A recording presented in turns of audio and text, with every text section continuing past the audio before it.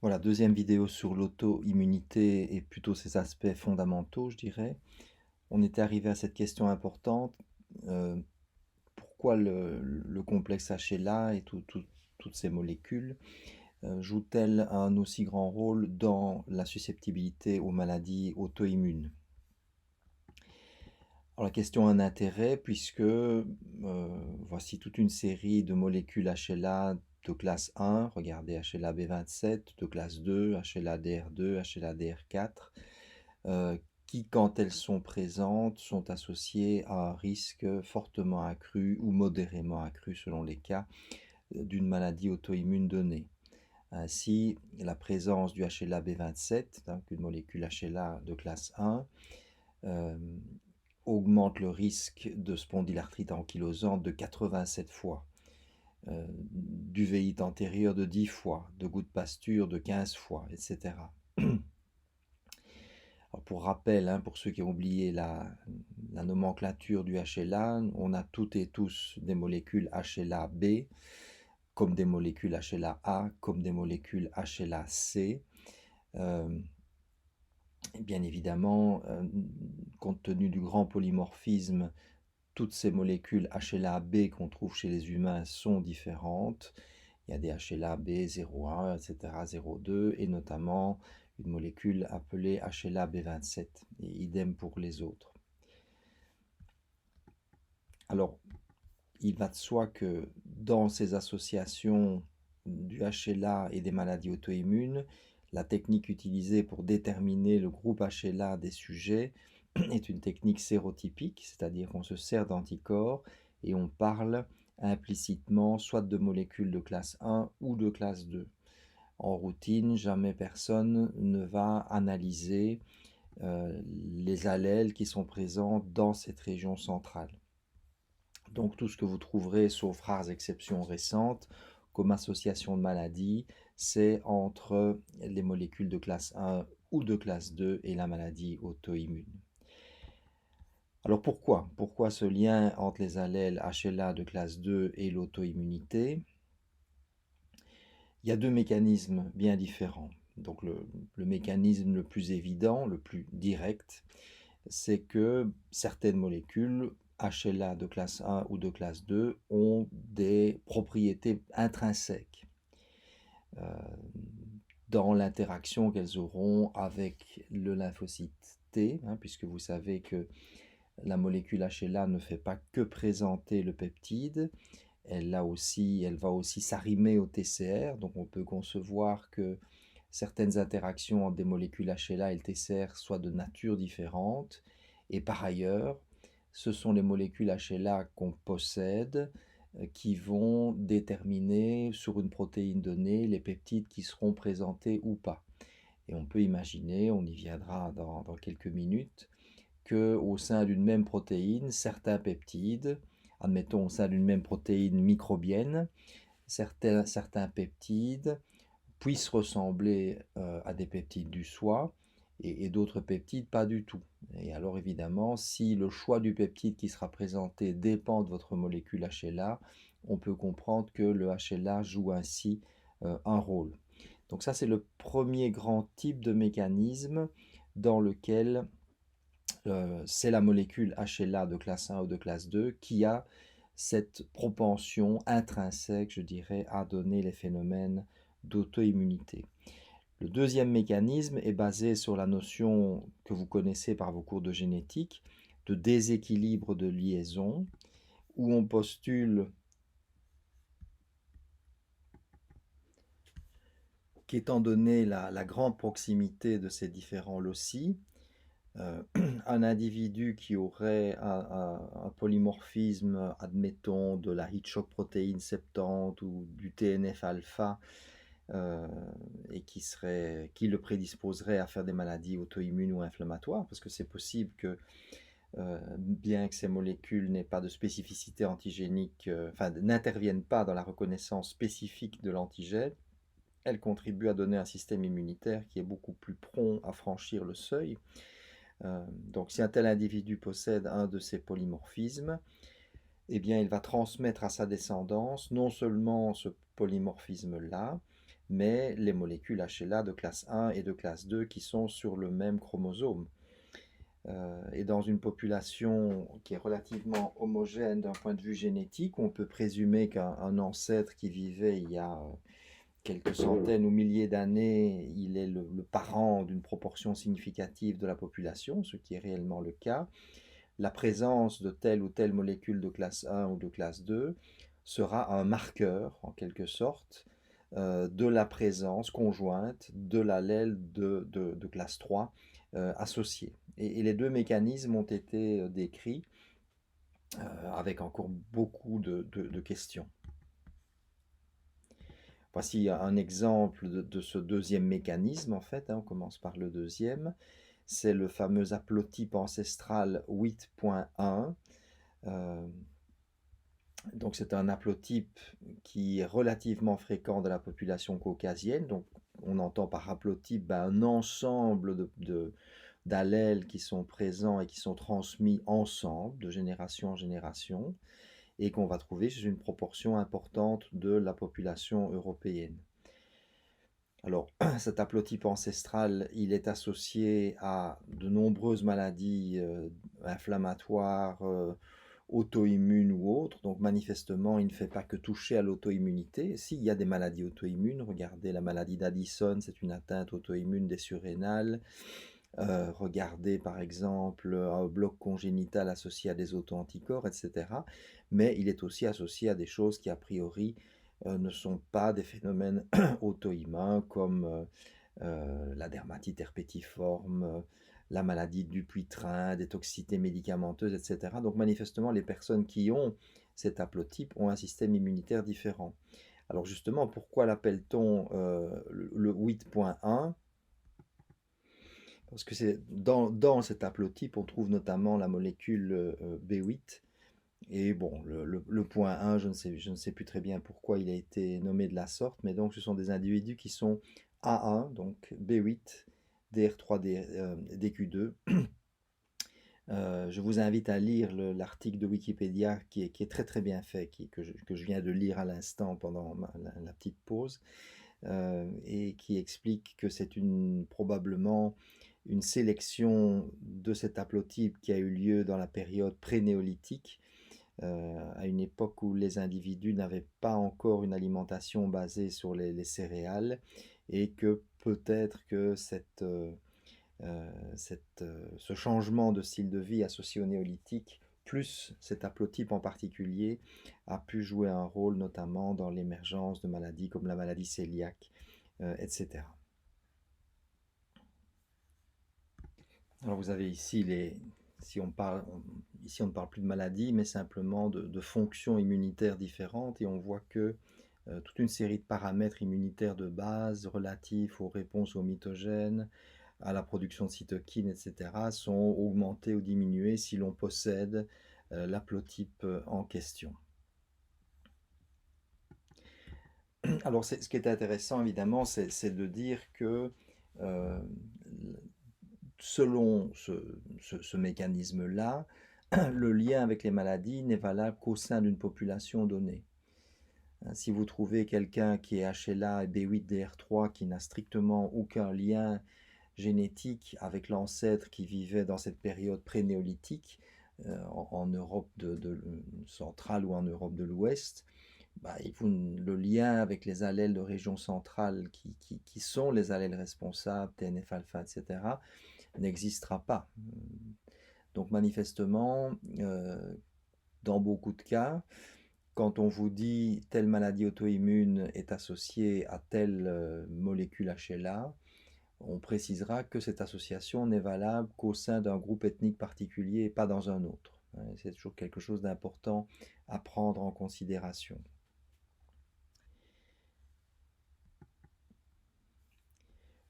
Dans certains cas, comme je le disais, la molécule HLA a un rôle tout à fait direct, c'est-à-dire que ce sont ses propriétés qui vont influencer la réponse auto-immune et non pas un déséquilibre de liaison avec des allèles de région centrale qui n'interviennent pas directement dans la présentation des peptides.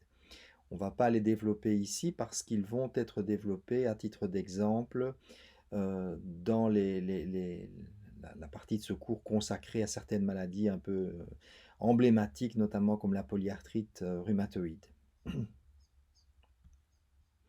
Une précision que je voudrais apporter euh,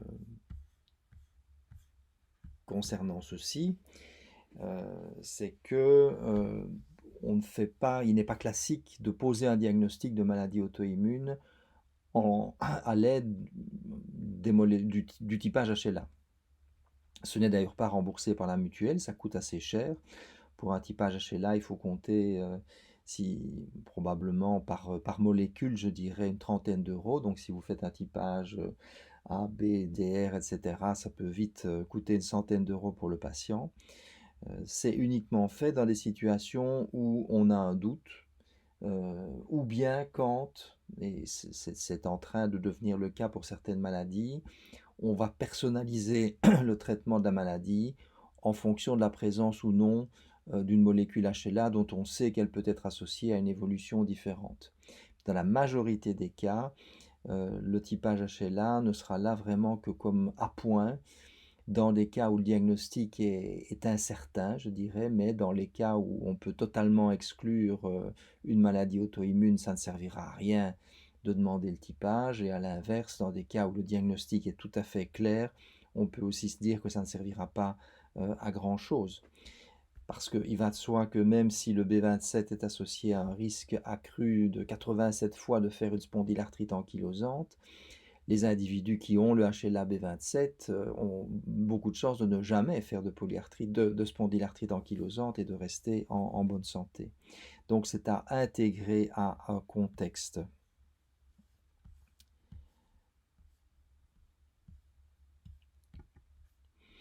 Alors on vient de parler de ce qui représentait 50% de la génétique, c'est-à-dire les molécules HLA, qu'il s'agisse de classe 1, de classe 2 ou de classe 3 dans la notion de déséquilibre de liaison. Mais il y a évidemment les 50 autres pourcents, c'est-à-dire les 25% du déterminisme global, mais 50% de 50%, c'est-à-dire 25%. Et là, c'est beaucoup plus compliqué parce que vous avez une multitude de gènes qui se partagent ce qui reste du gâteau dans le déterminisme de l'auto-immunité. Et là, vous avez ici une représentation de tous ces gènes qui ont été décrits comme impliqués dans le déterminisme de maladies auto-immunes, y compris les molécules du HLA d'ailleurs, et la taille des lettres correspond à l'importance qu'elles ont, c'est-à-dire combien de pourcents du déterminisme de la maladie peuvent-elles expliquer. Et là, il n'y a pas de mystère, les molécules HLA apparaissent en grand. Ici, en fait, c'est pas pour les maladies auto-immunes en général, hein. Je ne me souviens plus d'où j'ai tiré ceci, mais c'était pour une maladie auto-immune bien particulière, et donc c'est pour ça, par exemple, que vous ne retrouvez pas le HLA-B27 sur ceci. C'est juste un exemple pour vous montrer la multitude. Je me demande si c'était pas pour des maladies inflammatoires de l'intestin, mais je n'en suis plus très sûr. Mais c'est juste un exemple qui vous montre ou pour le diabète de type 1, je ne sais plus très bien. Ça vous montre juste le nombre d'autres gènes qui peuvent être impliqués, certains qui pèsent pas très lourd, mais ils sont quand même repris parce qu'on les retrouve systématiquement pour de multiples maladies auto-immunes différentes. Donc, ils sont une sorte d'ingrédient souvent nécessaire, mais qui pris isolément, évidemment, n'a pas beaucoup d'importance compte tenu de son tout petit poids. Par exemple, dans le laboratoire du GIGA où j'avais travaillé autrefois, on s'était intéressé à des polymorphismes touchant une tyrosine phosphatase et essayer de comprendre pourquoi elle était associée à de multiples maladies auto-immunes.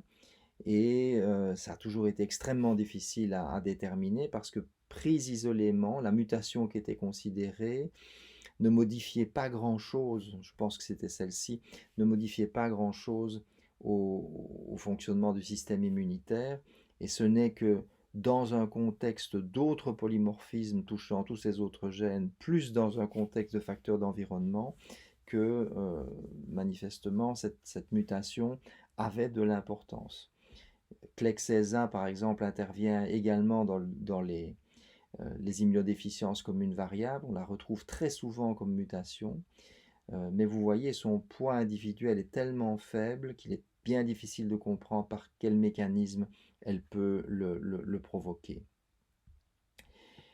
Une des implications de cette image-ci, c'est que manifestement, des patients qui ont une maladie auto-immune a priori identique ont pu y arriver avec un ensemble de polymorphismes génétiques différents, qui tournent probablement tous autour des mêmes pathways, je dirais, mais qui sont malgré tout des polymorphismes différents, de gènes différents. Et donc manifestement, il faut comprendre que quand nous parlons de maladie auto-immune, c'est une sorte de raccourci, et mes guillemets ici ont un seul sens, c'est de dire que nous allons mettre sous la même terminologie des personnes qui ont des symptômes qui certes se ressemblent, qui ont des propriétés, qui ont des caractéristiques épidémiologiques proches, mais qui sont manifestement des entités pathologiques différentes parce que l'ensemble des polymorphismes génétiques qui les ont favorisés est parfois très différent. Et donc au fur et à mesure où on progresse dans la génétique de ces maladies, on peut dire la même chose des cancers d'ailleurs, on va de plus en plus subdiviser les groupes de patients, les personnaliser. Il y a quelques années d'ici, on vous disait tel traitement va agir dans 70% des cas. Et donc, dans les recommandations, on vous disait, si votre patient a la maladie en question, vu que le traitement agit dans 70% des cas, on va commencer par ce traitement-là, et si ça n'agit pas, on donnera autre chose. Actuellement, avec les progrès de la génétique, on arrive à subdiviser ces patients-là, et on vous dira, si tel polymorphisme est présent, le traitement est susceptible d'agir dans 95% des cas. Donc, avant de donner le traitement, faites une analyse génétique pour savoir à quoi on a affaire. Bon, c'est encore un petit peu, je dirais, prématuré, on n'en est pas vraiment encore là, d'autant plus qu'il y a beaucoup de maladies auto-immunes qu'on ne traite pas. Euh, mais voilà, c'est vers ça qu'on va, et je crois qu'il faut bien comprendre que ces maladies sont très hétérogènes. Si vous prenez des maladies comme le lupus érythémateux ou comme la sclérodermie, il y a de multiples sous-types, sous-formes, la sclérose en plaques, avec des histoires naturelles différentes, des traitements différents, des pronostics différents, etc. Et il ne faut certainement pas le perdre de vue. On a parlé brièvement de la génétique, reparlons quelque peu des facteurs d'environnement. Donc les facteurs d'environnement vont agir à deux niveaux, c'est important à comprendre. Ils vont agir à un niveau très précoce dans la vie. Pratiquement comme des facteurs génétiques ou épigénétiques dirait-on, c'est-à-dire que des facteurs qui se produisent pendant la vie fœtale ou les premières années de la vie vont influencer de façon très durable la façon dont notre système immunitaire va se comporter, y compris en termes d'auto-immunité. Donc c'est des facteurs très très précoces. Mais, bon, ça évidemment, on ne peut pas y changer grand-chose en changeant le style de vie du patient, mais les facteurs d'environnement vont intervenir aussi comme facteur déclencheur du phénomène. C'est ce qu'on appelle parfois un phénomène à deux coups, two-hit process, où l'environnement va favoriser un abaissement du seuil d'auto-immunité très tôt dans la vie, et puis un autre facteur d'environnement va inciter le système immunitaire à franchir le seuil, parfois 25 ans ou 30 ans plus tard.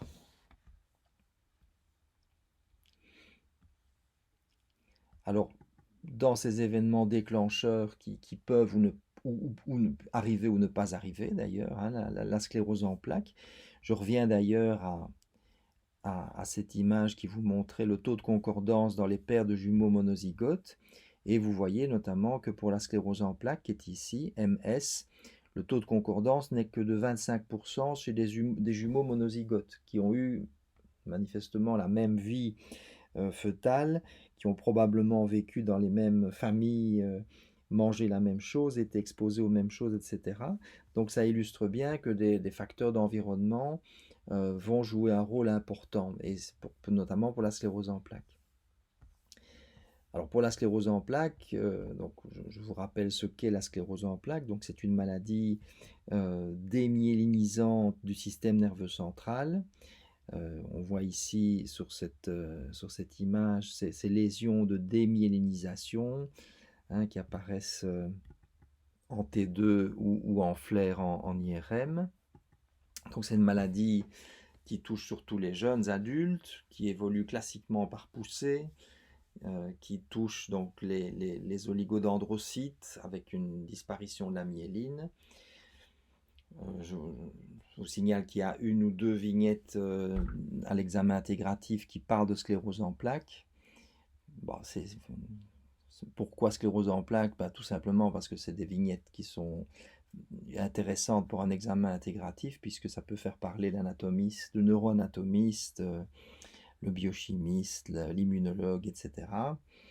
Bon, c'est des maladies qui restent mystérieuses, donc on peut dire plein de choses sans risquer trop de se tromper, mais il ne faut évidemment pas dire de trop grosses bêtises.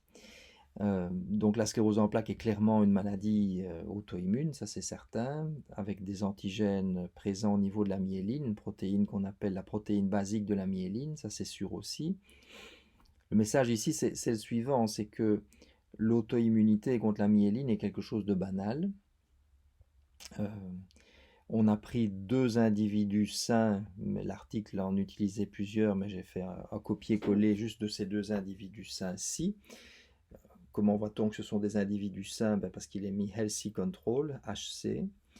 On a incubé leur lymphocyte T en présence soit de rien du tout, soit de toxines du tétanos, soit de la protéine de la myéline, et on a analysé la prolifération de ces lymphocytes T en réponse aux différentes conditions. Et ce qu'on voit, c'est que ces 2 individus, il n'y a pas de prolifération qui se produit en présence de rien du tout. En présence de toxines du tétanos, comme ils ont été vaccinés tous les deux, on a une intense prolifération. Mais ce qui est intéressant, c'est qu'on a malgré tout certains clones de lymphocytes qui prolifèrent en réponse aux peptides de la myéline. Donc il est possible que si quelque chose se passait, ces clones lymphocytaires T réactifs vis-à-vis de la myéline puissent donner chez cet individu une sclérose en plaques. Alors le truc, bon, c'est probablement un peu trop simpliste, mais c'est pas trop loin de la vérité, c'est que cette analyse est faite au niveau du sang, bien évidemment, et qu'il y a une barrière qui empêche, a priori, les cellules immunitaires de passer dans le cerveau. C'est ce qu'on appelle des sanctuaires, hein, des sites immunoprivilégiés, c'est parfois le nom qui leur est donné. Ces barrières vont contrôler très étroitement ce qui passe ou ce qui ne passe pas. Et donc si ces lymphocytes ne reçoivent pas un signal particulier, ils n'acquerront pas la possibilité d'entrer dans le système nerveux central et tout se passera bien.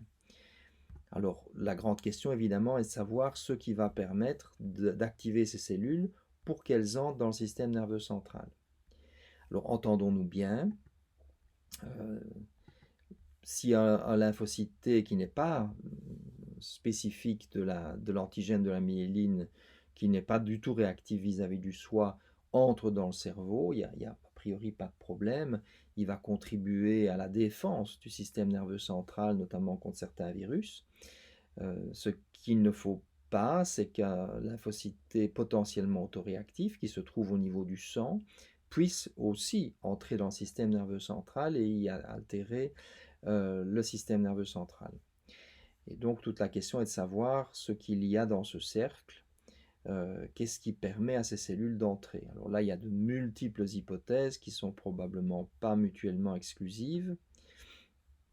Ça, c'est ce que je viens de dire, hein. Donc cette notion de site immunoprivilégié est quelque chose d'important que vous devez retenir. Donc c'est des tissus dans lesquels les réponses immunitaires sont très dangereuses, donc on les contrôle de façon très étroite avec des sortes de barrières très régulées.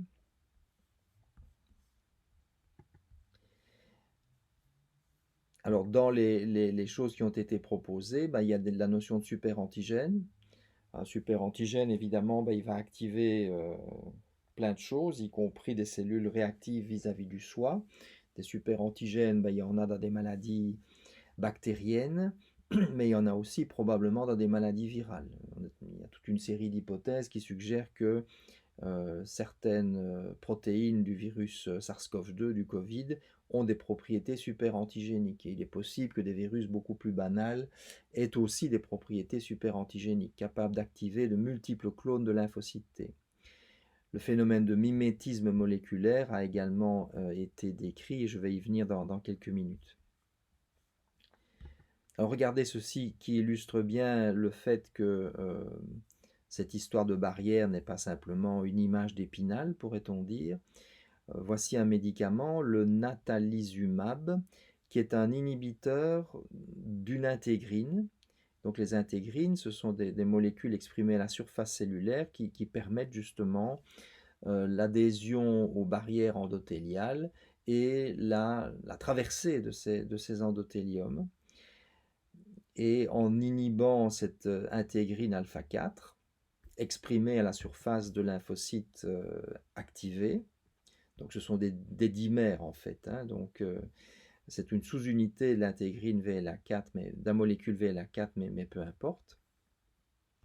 Donc en inhibant cette intégrine alpha 4, on peut donc probablement empêcher les lymphocytes T activés de passer vers le système nerveux central. Alors voici l'étude clinique humaine, on ne parle pas de souris, ici dans le New England Journal of Medicine. Vous avez le nombre de nouvelles lésions qui prennent le gadolinium. Donc le gadolinium, c'est le produit de contraste qui est utilisé en imagerie en IRM. On considère que les lésions qui ne prennent plus le gadolinium sont des cicatrices ou des lésions peu actives. Si par contre la lésion prend le gadolinium, ça veut dire que c'est une lésion au sein de laquelle une réponse immunitaire active est en train de se développer.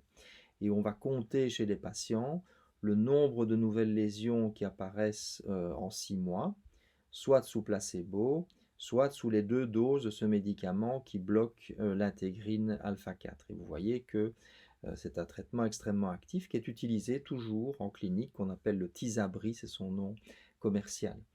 Avec un effet secondaire majeur, c'est le fait que ce médicament va bloquer l'entrée de tous les lymphocytes T vers le cerveau, avec un risque important de certaines infections graves, notamment un virus JC, etc. Mais ça, c'est M. Mackay qui vous en parlera l'année prochaine ou celle d'après.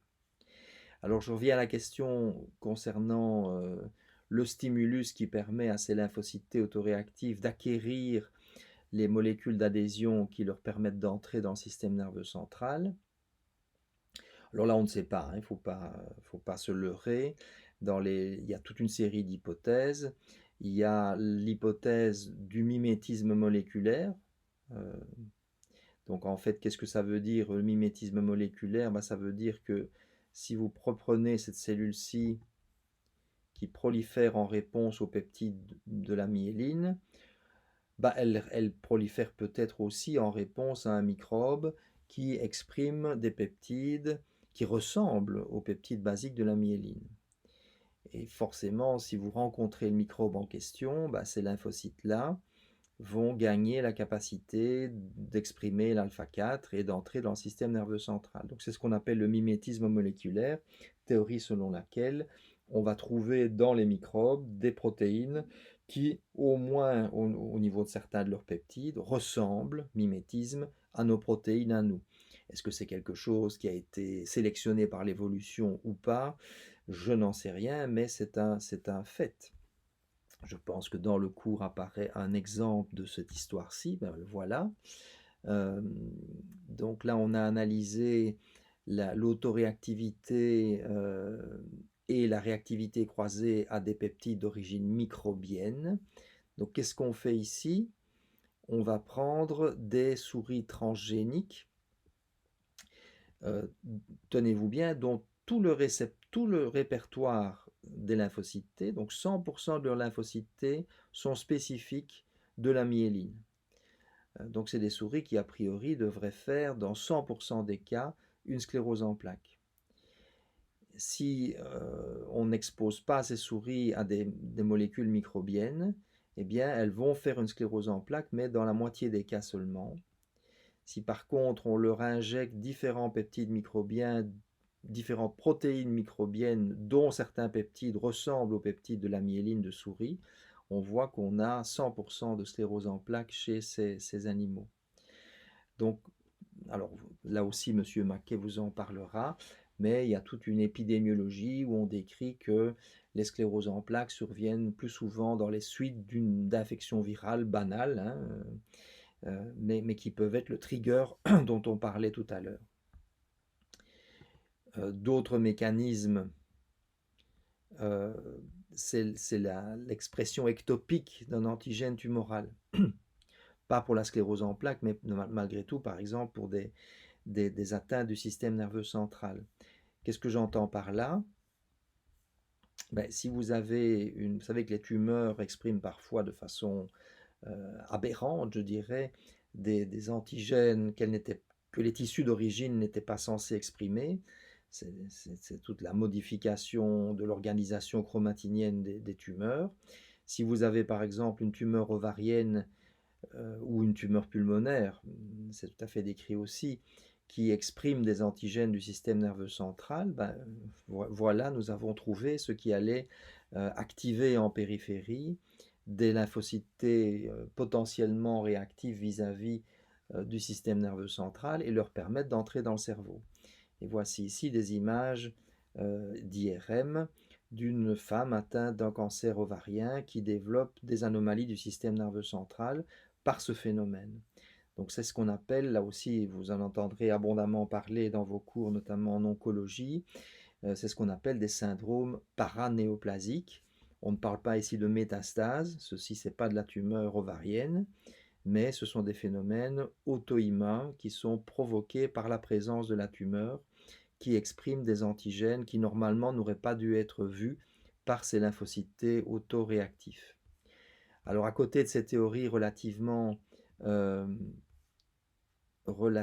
spécifiques, il y a aussi toute une série d'hypothèses qui disent que globalement, certaines modifications du microbiome, par exemple, peuvent contribuer, ou certaines modifications du style de vie touchant la vitamine D, on va y venir, etc., peuvent contribuer à un niveau d'activation de base plus grand de tous les lymphocytes et une propension à les faire entrer vers le système nerveux central.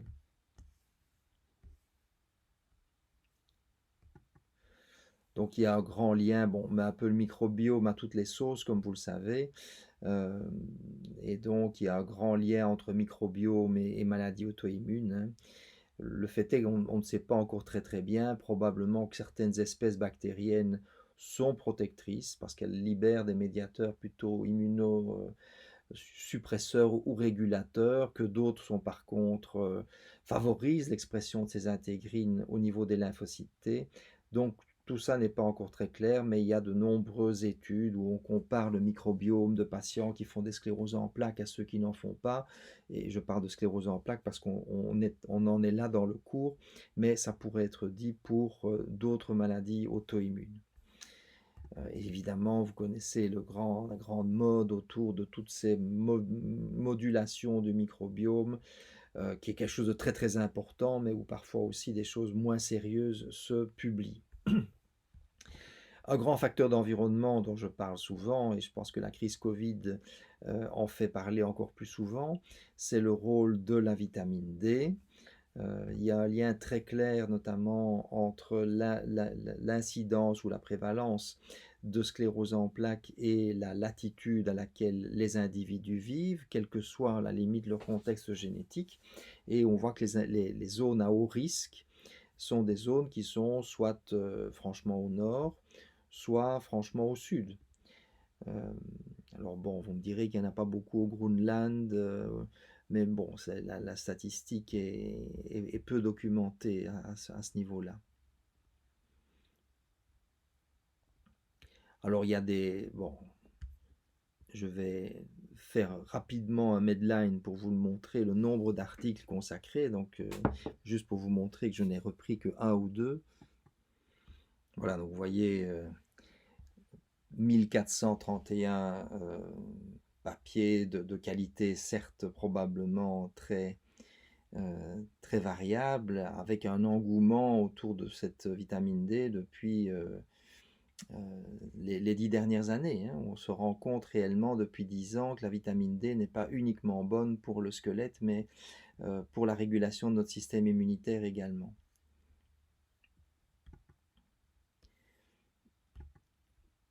Alors bon, je passe, j'ai repris celui-ci, mais bon voilà, celui-ci explique, essaie d'expliquer, bon c'est un article qui date un petit peu maintenant, mais les mécanismes par lesquels la vitamine D peut aboutir à cet effet protecteur vis-à-vis de l'auto-immunité en général et de la sclérose en plaques en particulier. Et dans cet article, on analysait in vitro, en présence ou non de vitamine D, l'expression de cytokines pro-inflammatoires qui jouent un rôle dans la sclérose en plaques, cytokines de type Th1, l'interféron gamma, et de type Th2, l'interleukine 17. Et on voyait qu'il s'agisse de cellules, parce qu'il y a rien n'est simple en immunologie, il y a des Th1, des Th17 et probablement des Th1, Th17 aussi. Et ce qu'on pouvait voir, c'est que quelle que soit la population considérée, l'incubation en présence de vitamine D, donc la PHA c'est un mitogène hein, qui va pousser les cellules à cracher leurs cytokines inflammatoires. Si vous le faites en présence de vitamine D, vous avez une inhibition significative de cette production, alors que si vous analysez la présence euh, de cellules qui sont productrices d'interleukine 10, qui est plutôt une cytokine de type Treg, vous avez une augmentation en présence de vitamine D. Donc c'est clairement pas l'article probablement le meilleur, mais c'est celui que j'avais trouvé quand j'ai fait ce diaporama. Donc la vitamine D joue manifestement un rôle de protection au niveau du deuxième hit, hein, puisque elle va contribuer à garder au repos, je dirais au calme, ces lymphocytes T potentiellement autoréactifs. Mais elle joue également un rôle au niveau du premier hit, au niveau de l'épigénétique de l'auto-immunité. Et ça aboutit à des choses assez amusantes, qui sont notamment l'influence de votre signe zodiacal sur le risque que vous avez de développer une maladie auto-immune en particulier. Donc regardez par exemple cet article classique qui analyse le risque de développer un diabète de type 1 en fonction du mois de naissance. Et on peut voir que, bon, ce ne sont pas des risques énormes, mais significatifs. Les personnes qui sont nées en avril, en mai, en juin et en juillet ont un risque plus élevé de développer un diabète que les autres. Alors, quel est le lien avec la vitamine D, me direz-vous? Mais c'est le fait que les personnes qui naissent à ce moment-là euh, ont eu, pendant leur vie fœtale, c'est passé en grande partie en hiver, et donc ils ont été exposés pendant leur vie fœtale, y compris pendant les étapes initiales de lymphopoïèse au niveau du thymus, à des concentrations de vitamine D plus faibles chez les mamans. Et il y a d'ailleurs toute une série d'articles qui suggèrent qu'en supplémentant les femmes enceintes en vitamine D, on a un impact important sur le risque de développer des diabètes de type 1 chez leurs enfants. Alors, ce qui est intéressant, c'est que, vous l'avez compris, il y a des interactions étroites, ce n'est pas uniquement un rôle additif, je dirais, il y a vraiment la génétique qui va moduler le rôle des facteurs environnementaux et vice-versa. Et notamment, si on reste par exemple sur le domaine de la vitamine D, ben, la vitamine D va dépendre, les taux de vitamine D vont dépendre évidemment de la quantité de vitamine D qu'on absorbe ou bien de l'exposition au soleil, mais tout ça est modulé par toute une série de gènes qui font que nous ne synthétisons pas tous la vitamine D de la même façon, ne serait-ce que la couleur de la peau. Des personnes de peau noire qui vivent dans des régions peu ensoleillées auront des carences en vitamine D en général plus sévères que les autres et seront donc plus sujets à cet effet des carences en vitamine D sur les maladies auto-immunes.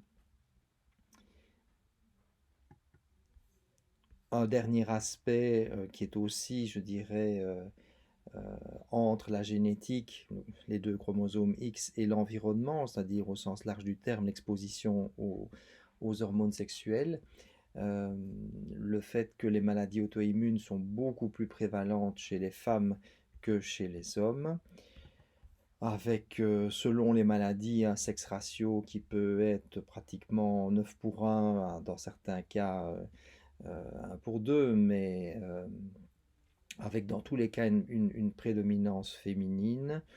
Donc les mécanismes sont multiples et pas encore très clairs. Il est évident que la sélection des lymphocytes B est une sélection moins bien comprise à l'heure actuelle que celle qui se produit dans Thymus pour les lymphocytes T, mais que clairement le lymphocyte B immature a un répertoire, enfin les lymphocytes B immatures ont un répertoire enrichi vers l'autoréactivité, notamment vers des antigènes nucléaires, etc. Et que pour arriver à maturité, il y a toute une série de checkpoints qui doivent être franchis, visant à éliminer les cellules qui sont trop réactives vis-à-vis du soi, et que les œstrogènes peuvent jouer le rôle de facteur de survie pour ces lymphocytes B autoréactifs. Raison pour laquelle, bon, c'est probablement trop simplifié, mais on considère que les maladies qui dépendent d'auto-anticorps pathogènes ont tendance à s'exacerber dans toutes les situations d'imprégnation œstrogénique accrue, alors que les phénomènes dépendant plutôt des lymphocytes T ont tendance à s'améliorer lors de l'exposition, en tout cas lors de la grossesse, puisque la grossesse va constituer un état de tolérance vis-à-vis de la greffe fœtoplacentaire. Et c'est dans ce contexte de tolérance que les réponses T peuvent être amoindries. Vous savez par ailleurs que les femmes enceintes sont plus susceptibles que les femmes qui ne le sont pas à faire des infections opportunistes, hein, comme la listériose ou comme certaines pneumonies grippales. Tout ça reflète une certaine inhibition des réponses T, et donc les maladies auto-immunes qui dépendent plutôt des lymphocytes T ont tendance à s'atténuer pendant la grossesse, alors que celles qui dépendent des anticorps ont tendance à s'exacerber. L'immunité, le seuil de l'immunité adaptative, le seuil qui protège l'auto-immunité adaptative des phénomènes auto-immuns dépend également de l'immunité naturelle, hein. Plus vous avez une stimulation des cellules dendritiques, etc., par des PAMP, eh bien, plus promptes elles seront à déclencher des réponses auto-immunes de la part des lymphocytes T. Donc si vous avez un système, notamment des TLR, qui sont dans un état de très grande sensibilité, vous aurez un terrain plus propice au développement de l'auto-immunité. Or, on sait que les réponses TLR sont, elles aussi, sous le contrôle des œstrogènes, notamment les cellules dendritiques plasmacytoïdes, hein, qui jouent un grand rôle dans le lupus, qui vont sécréter l'interféron alpha notamment, en réponse aux acides nucléiques des noyaux apoptotiques, on en a un petit peu parlé. Eh bien, les œstrogènes vont moduler cette aptitude des cellules dendritiques plasmacytoïdes à être activées par l'ADN des cellules en apoptose, par exemple. Donc, dans cet article, on a comparé des hommes et des femmes préménopausiques de même âge. On a une analyse qui porte sur les cellules dendritiques plasmacytoïdes identifiées par ce marqueur de membrane. Et celui-ci, donc on a fait une analyse dite gaieté, donc les images qui reviennent ici portent sur cette population-ci, exposé à un agoniste du récepteur TLR7, et ce qu'on peut voir, c'est que la production d'interféron alpha et de TNF-alpha est plus importante sur les cellules dendritiques plasmacytoïdes des femmes que des hommes de même âge en présence de même quantité de ligands, etc. Ce qui peut éventuellement suffire à expliquer notamment les maladies à immunité antinucléaire comme le lupus et bien d'autres qui sont des maladies qu'on rencontre bien plus souvent chez les femmes. Voici